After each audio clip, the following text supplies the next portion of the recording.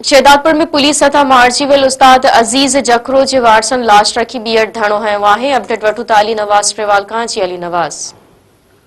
जी बिल्कुल, शहदादपुर के बुखारी पाड़े जो रहवासी प्राइमरी उस्ताद जाम अजीज जखरो जो 2 ॾींहं अॻु पुलिस तहवील मुबीना तशद्दुद सबब फौत थी वियो।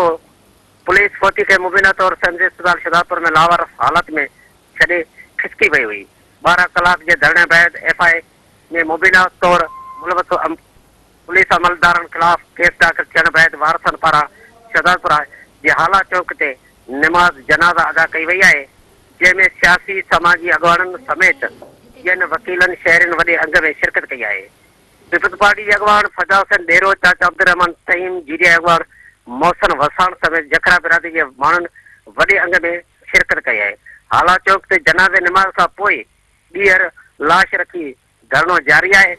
वारसन जो चवण है जेसी ताईं जवाबदार गिरफ्तार न थींदा तेसी ताईं असांजो एहतजाज जारी रहंदो। जी अली नवाज़, तमाम मेहरबानी।